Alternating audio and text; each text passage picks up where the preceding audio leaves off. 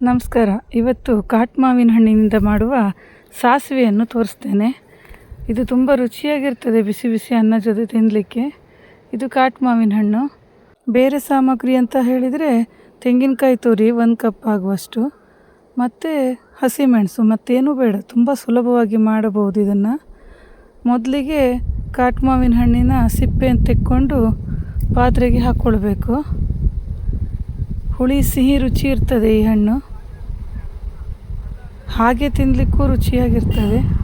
ಅದ್ರ ಸಾಸಿವೆ ಮಾಡಿಕೊಂಡ್ರೆ ಅನ್ನದ ಜೊತೆ ತಿನ್ನಲಿಕ್ಕೆ ತುಂಬ ರುಚಿಯಾಗಿರ್ತದೆ.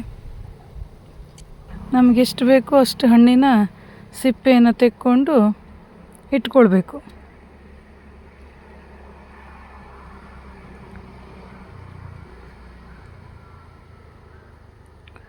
ಆಮೇಲೆ ಅದನ್ನು ಕೈಯಿಂದ ಸ್ವಲ್ಪ ಗಿವುಚ್ಕೊಳ್ಬೇಕು. ಅದು ರಸ ಎಲ್ಲ ಸ್ವಲ್ಪ ಬೇಕಾಗ್ತದೆ. ಅದಕ್ಕೆ ಅನ್ನಕ್ಕೆ ಕಲಿಸ್ಕೊಂಡು ಊಟ ಮಾಡುವಾಗ ರಸ ಇಲ್ಲದಿದ್ದರೆ ಆಗೋದಿಲ್ಲ. ಸ್ವಲ್ಪ ಕಿವುಚ್ಕೊಳ್ಬೇಕು. ಗೋಲ್ಟನ್ ಹಾಗೆ ಇಟ್ಕೊಳ್ಬೇಕು. ಊಟ ಮಾಡುವಾಗ ಅದನ್ನು ಊಜಿ ಊಜಿ ತಿನ್ನಲಿಕ್ಕೆ ತುಂಬ ರುಚಿಯಾಗಿರ್ತದೆ. ಇಷ್ಟು ರಸ ಬಂದಿದೆ, ಸಾಕಾಗೋದಿಲ್ಲ ಅಂತ ಇನ್ನೊಂದು ಸ್ವಲ್ಪ ರಸನ ಹೆಚ್ಚು ಮಾಡಲಿಕ್ಕೆ ನೀರನ್ನು ಸೇರಿಸ್ಕೊಂಡೆ, ಒಂದು ಅರ್ಧ ಲೋಟ ಆಗುವಷ್ಟು. ಇದಕ್ಕೆ ಈಗ ನಾವು ಒಂದು ಮಸಾಲೆ ರುಬ್ಬಿ ಹಾಕುವ.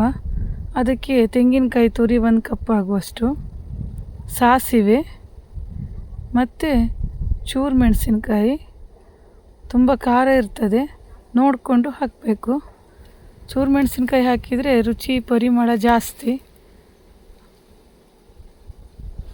ಸ್ವಲ್ಪ ನೀರು ಹಾಕಿ ನಯವಾಗಿ ರುಬ್ಬಬೇಕು. ಈ ರುಬ್ಬಿದ ಮಿಶ್ರಣವನ್ನು ಈ ಮಾವಿನ ಹಣ್ಣಿನ ಮಿಶ್ರಣಕ್ಕೆ ಸೇರಿಸಬೇಕು.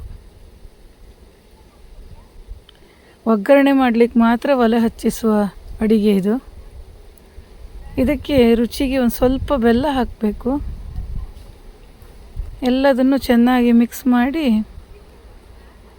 ಒಂದು ಒಗ್ಗರಣೆ ಕೊಟ್ಟರೆ ಸಾಸಿವೆ ರೆಡಿ. ಸ್ವಲ್ಪ ಬಣ್ಣ ಚೆಂದ ತೋರಲಿ ಅಂತೇಳಿ ಹೇಳಿ ಅರ್ಧ ಚಮಚ ಅರಿಶಿಣ ಪುಡಿ ಹಾಕಿದೆ.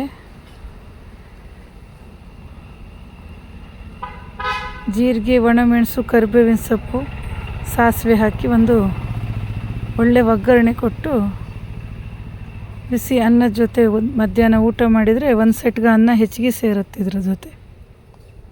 ನೀವು ಮನೆಯಲ್ಲಿ ಮಾಡಿ ನೋಡಿ, ಹೇಗಾಯ್ತಂತ ಕಮೆಂಟ್ ಮಾಡಿ. Thank you.